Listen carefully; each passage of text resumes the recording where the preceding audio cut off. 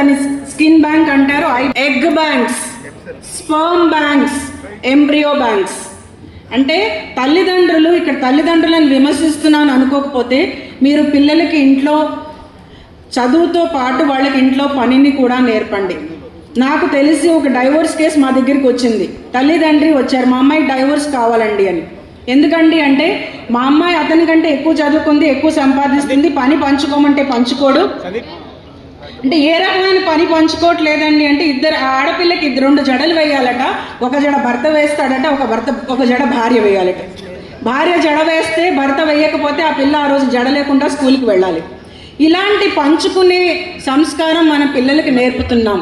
ఏమిటి అమ్మాయి నిన్ను కూరలు కోయమన్నాడా అల్లుడు గారు, ఎంత దుర్మార్గుడే అనేటటువంటి తల్లిదండ్రులు ఉన్నంత కాలం పిల్లలకి పెళ్లి యొక్క విలువ తెలియదు.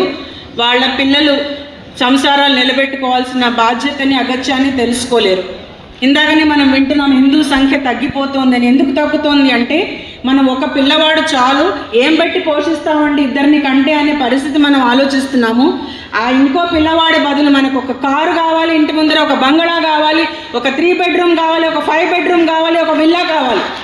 అవి ఏర్పరచుకోగలిగిన వాళ్ళు మీరు 2-3 కనలేరా? 2-3 పెంచుకోలేరా మీరు? రేపొద్దున ఆ ఒక్కడిని మీరు వదిలి వెళ్ళిపోయిన తర్వాత 100 మంది వాడి మీద దాడి చేస్తే, వాడు కులమైనా మార్చుకోవాలి, మతమైనా మార్చుకోవాలి, అందులో అయినా కలిసిపోవాలి. ఎదిరించాడా ప్రాణాన్ని పోగొట్టుకోవాలి. ఇటువంటి పరిస్థితి మనం మన పిల్లలకి తయారు చేసి పెడుతున్నాం.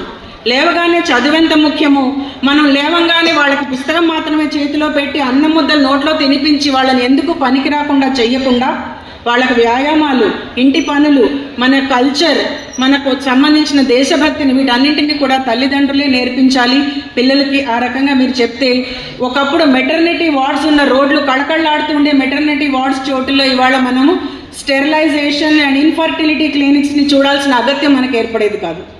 వీటన్నింటికి సంబంధించిన చట్టాలు కూడా తీసుకురావాల్సిన అవసరం ఉండేది కాదు. కోర్టులన్నీ ఏం చేస్తున్నాయి, విడగొట్టండి, చిన్న రీజన్స్ పర్వాలేదు, క్రూయల్టీ. నిన్నగాక మొన్న ఒక జడ్జిమెంట్ వచ్చింది, భర్త గనక కన్సెంట్ తోటి ఇంకొక ఆడ మనిషితో, భార్య ఉండగా ఇంకొక అతనితో ఉంటే అది క్రూయల్టీ కాదుట. It is his consensual sexual relationship, it is not cruelty అనేటటువంటి కోర్టులు ఉన్నప్పుడు మన కుటుంబ వ్యవస్థని మనమే కాపాడుకోవాలి. చట్టాలు అన్నింటిలోనూ అన్నీ తెలుసుకుని అవగాహనతో మనం కాపాడుకోవటం అన్నదే మన మీద ఉన్నటువంటి బాధ్యత. యాజ్ ఎ టీచర్ నేను మా పిల్లలకి ఇవన్నీ చెప్తూ ఉంటాను. మీరందరూ కూడా మీ చుట్టుపక్కల పిల్లలందరికీ ఇవి నేర్పుతూ ఉండండి. అటువంటప్పుడు మనం మన హిందూ సమాజాన్ని కాపాడుకోవటమే కాకుండా భావి తరాల వాళ్ళకు కూడా ఒక భవిష్యత్తుని, ఒక భద్రతని కల్పించినటువంటి